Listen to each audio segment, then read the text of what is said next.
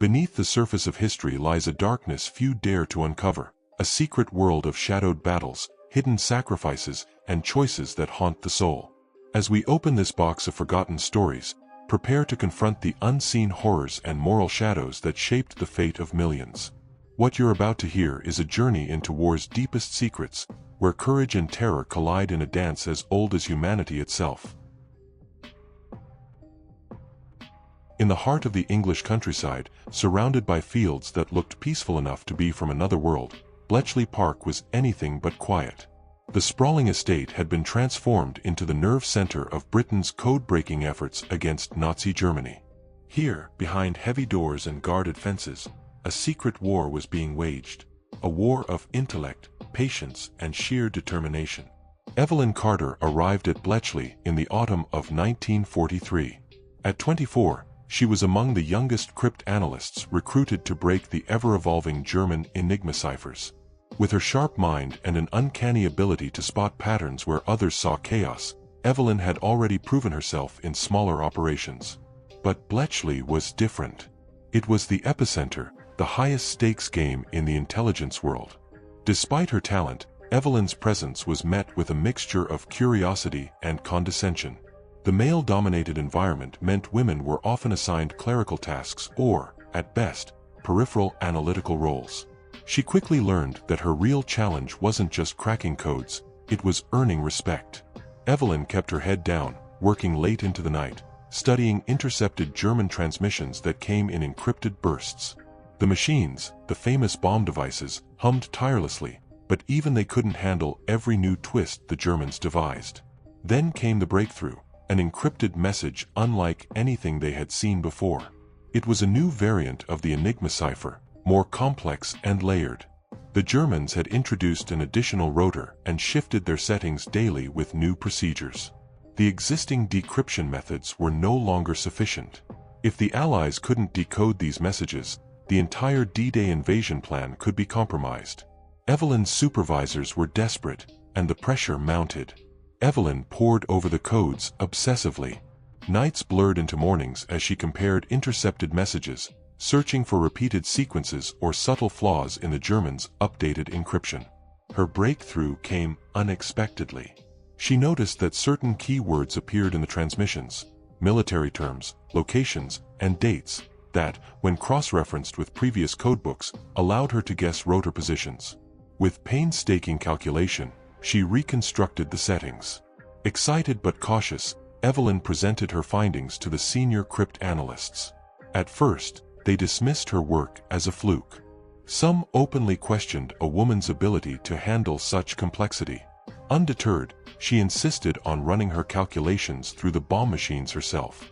After hours of effort, the decrypted messages emerged, confirmations of troop movements, supply schedules, and even references to an imminent assault. Word spread quickly through the top echelons of Allied intelligence. Evelyn's discovery meant that the Allies could anticipate German defensive maneuvers and adjust their plans accordingly. The upcoming Operation Overlord depended on this intelligence to succeed.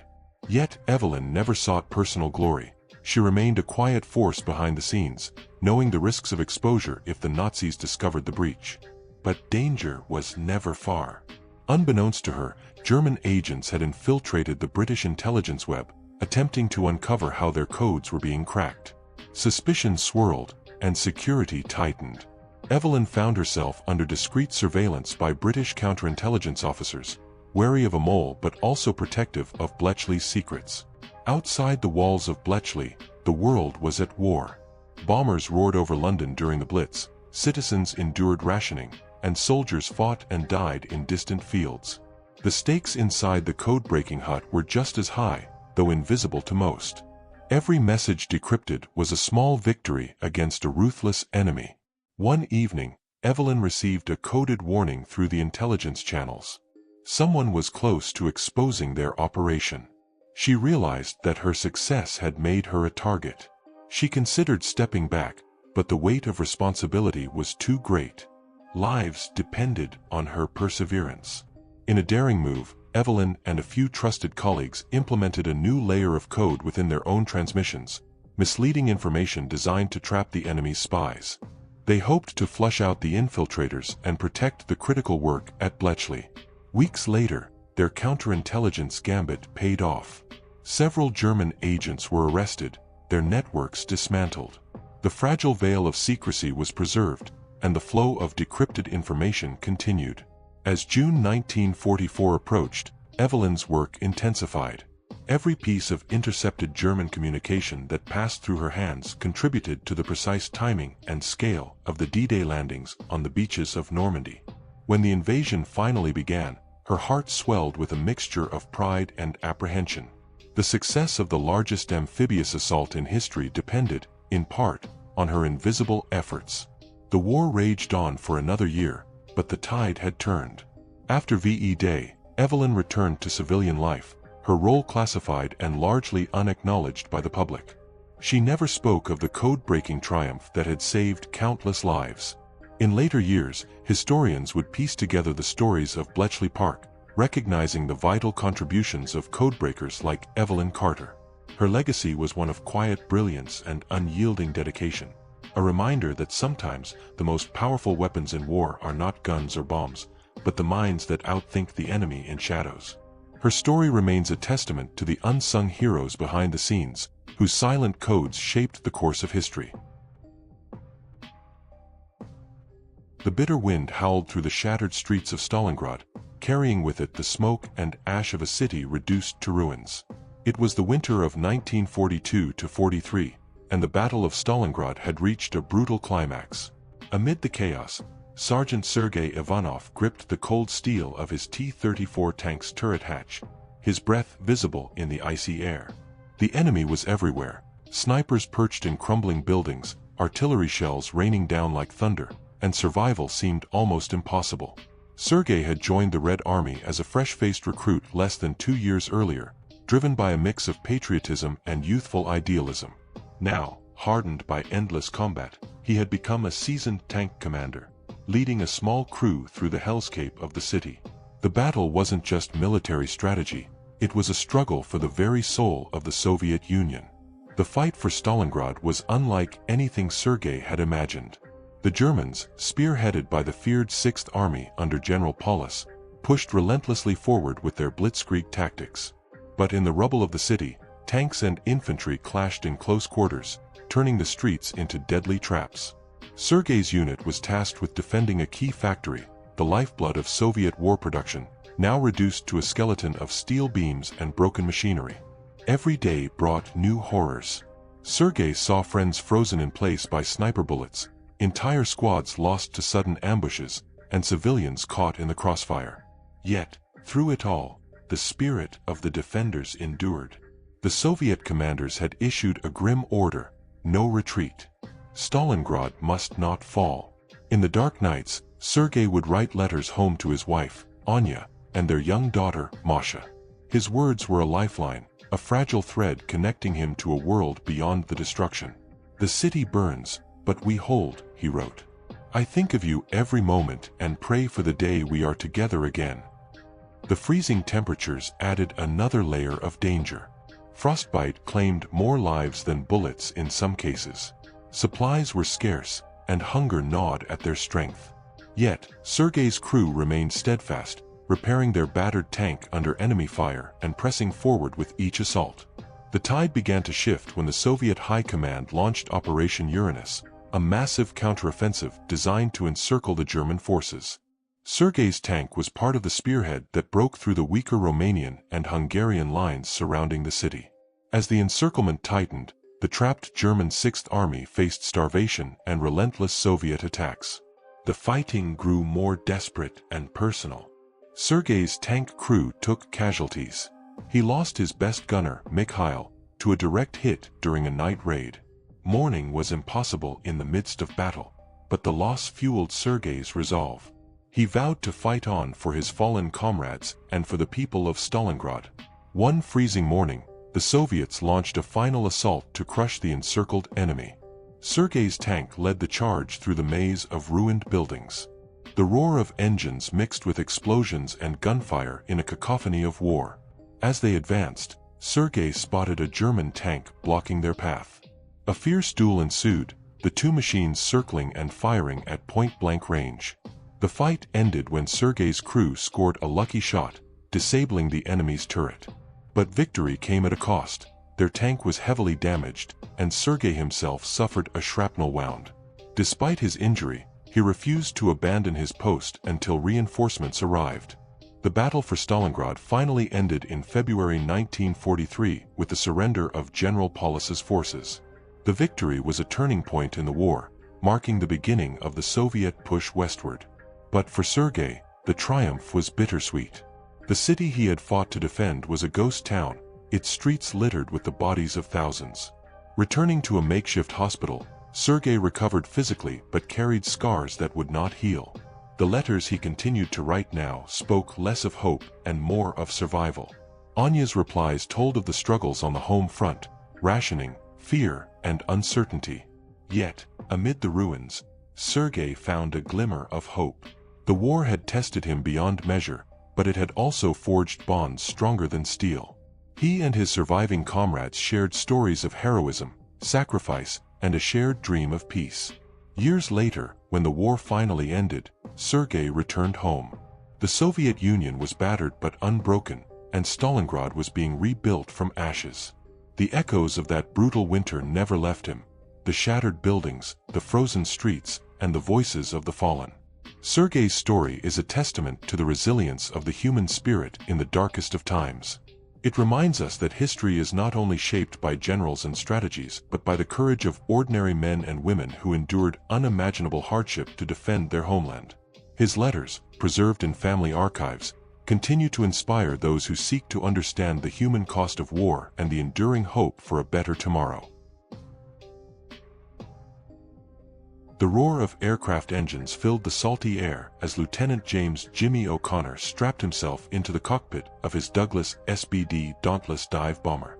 The morning sun glinted off the deck of the USS Enterprise, one of the proud American aircraft carriers steaming through the vast Pacific Ocean.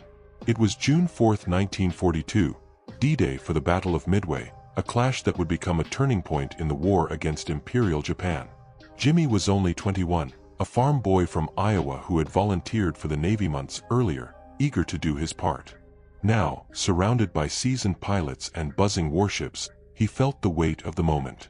The Japanese fleet, larger and better equipped, threatened to break American naval power and continue their rampage across the Pacific. Intelligence had given the U.S. Navy an edge. They had cracked the Japanese naval codes and anticipated the attack at Midway Atoll. The carrier's decks were a frenzy of activity. Pilots conducting last-minute checks, crews loading bombs and torpedoes, officers shouting orders. Jimmy's squadron was briefed quickly: strike hard and fast, locate the enemy carriers, and disable them before they could launch devastating attacks.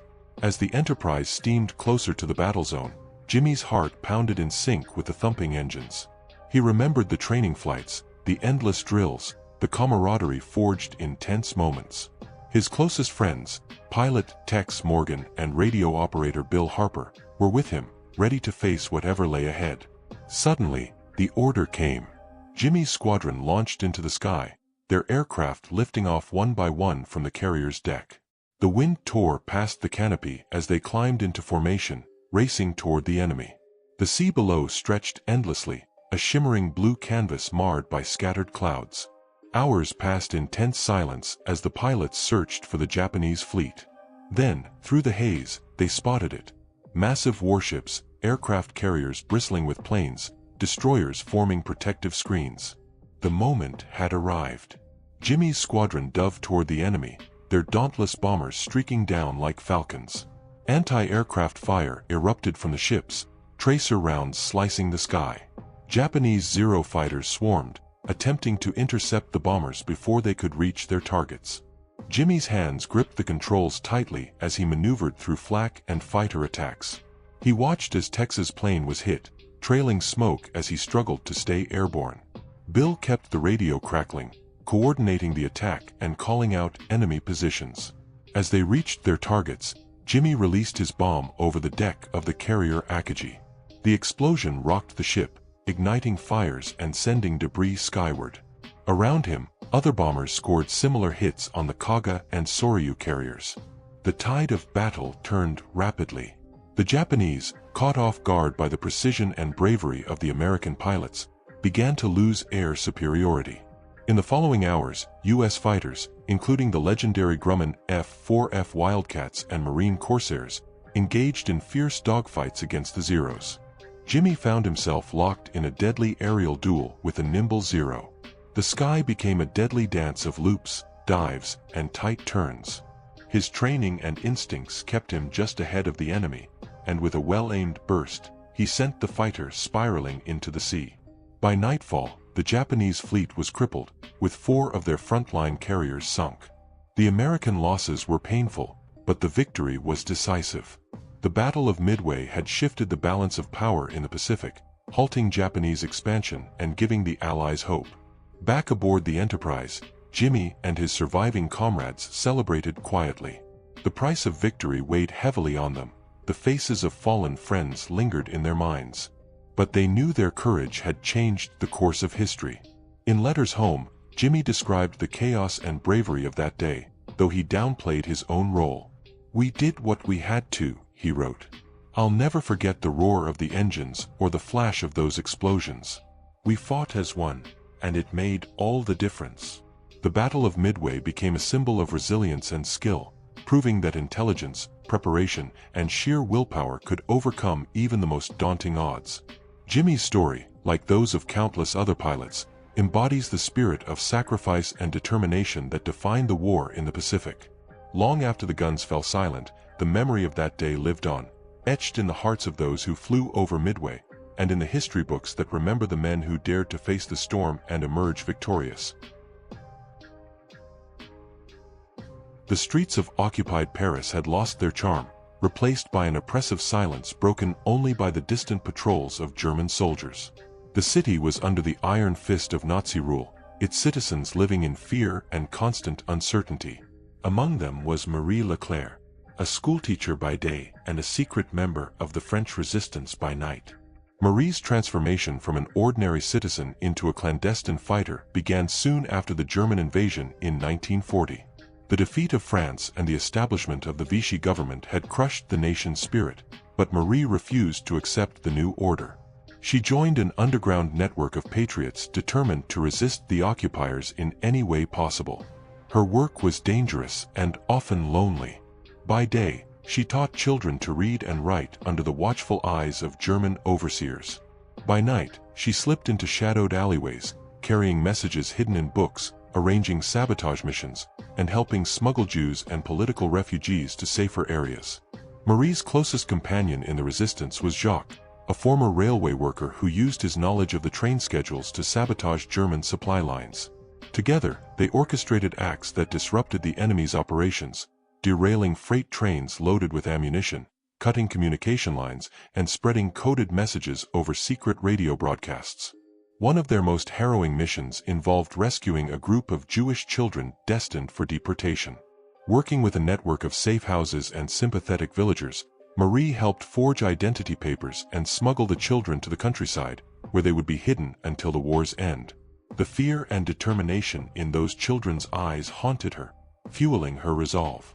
But danger was never far. The Gestapo intensified its efforts to root out resistance members, using informants and brutal interrogations. Marie learned to trust no one, and the constant threat of betrayal weighed heavily on her. Friends disappeared overnight, and neighbors turned suspicious. In the spring of 1944, the resistance planned a major sabotage operation targeting a key German munitions factory near Paris. Marie was assigned to coordinate communication between cell groups. The operation was a success, but the retaliation was swift and brutal. Several captured resistance fighters were executed in public, a grim warning to others. Despite setbacks, Marie refused to give up. The arrival of Allied forces and the build-up to the liberation of Paris gave new hope. Underground fighters stepped up their efforts, coordinating with the Free French forces led by General Charles de Gaulle. In August 1944, as the Allies advanced, Paris erupted in a spontaneous uprising. Marie took part in street battles alongside young men and women armed with makeshift weapons. The city's fate hung in the balance as German troops fought desperately to maintain control. The liberation of Paris brought joy and relief but also sorrow. Marie mourned the friends lost, the families torn apart, and the scars left on her city. Yet, she also felt pride in the courage and sacrifice of those who had resisted tyranny. After the war, Marie returned to teaching, but her experiences had changed her forever. She became an advocate for remembering the resistance's sacrifices, ensuring that future generations understood the cost of freedom. Her story is one of courage in the face of overwhelming odds, a testament to the power of ordinary people to resist oppression. The shadows of the resistance remain, not as ghosts of fear but as beacons of hope and resilience in dark times.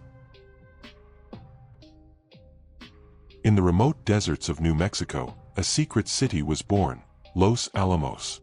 Here, far from the eyes of the world, the United States undertook its most ambitious and dangerous project of World War II, the development of the atomic bomb.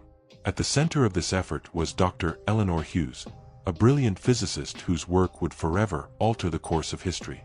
Eleanor had been recruited in early 1943 to join the Manhattan Project, a top-secret initiative that brought together the nation's brightest minds to harness nuclear fission. The goal was clear yet terrifying: to build a weapon powerful enough to end the war and prevent further global devastation. But the ethical questions weighed heavily on Eleanor's mind. The work was intense and relentless.